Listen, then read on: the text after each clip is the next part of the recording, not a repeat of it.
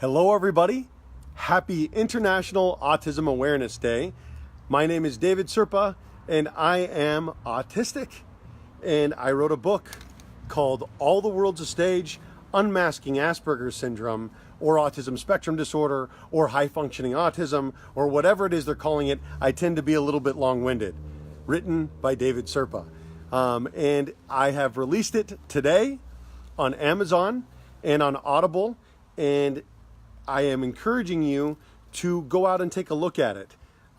It is something that I wrote to help others like me that went undiagnosed long into life, not realizing that they are autistic. And so hopefully this could help you, help your loved ones, and I'm going to jump right in. This is the Audible teaser for my book. Is it possible that you, and this is something that I'm going to be doing all month long, by the way. My entire book, I'm going to be reading it live on Facebook.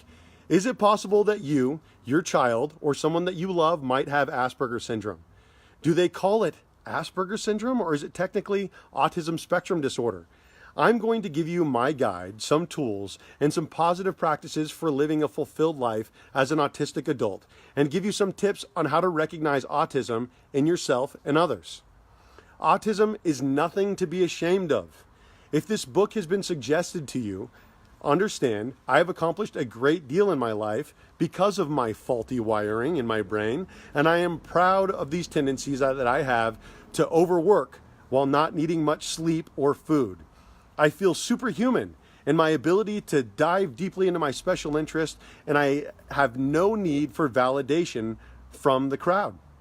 I also tend to struggle with personal relationships, coworkers, and daily tasks that others take for granted. I went undiagnosed for 33 years and misunderstood, not knowing that I was autistic. The awareness that I now have gives me the perspective that I've needed my whole life to say that I'm different, and that's okay. I struggle with things that others find easy, and I'm gifted in ways that others struggle.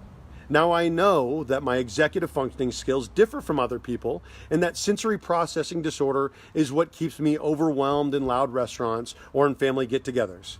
This understanding lets me know that I'm different, not wrong. This gives me the opportunity to be understood, something that I have craved my entire life. I have been told in a complimentary tone, "You don't seem autistic," to which I want to respond with a snarky quip, but instead I ask, what does autism look like to you? My guess is that autism looks like an 8 to 12-year-old Caucasian boy rocking on the carpet. While part of this might be true, this is only who has been diagnosed in the current system, with old broken rules helping us to guide and navigate the murky waters of understanding. After all, what happens to all those weird little kids when they grow up? Do they suddenly stop being autistic? This book was written for the undiagnosed or recently diagnosed adult, hoping to add a little bit of order to this disorder. I wanted to have some fun, so I won't quote the DSM, not even on accident. I will, however, quote TED Talks, YouTube videos, and blogs. This shouldn't feel like a depressing sludge through the mush. If it does, I didn't do my job. This should feel like coming home without the stress of actually having to go home. Thousands of years of humans have evolved to make you. How could you possibly be a mistake? I wish for you love and understanding and maybe a good laugh or two. Welcome home.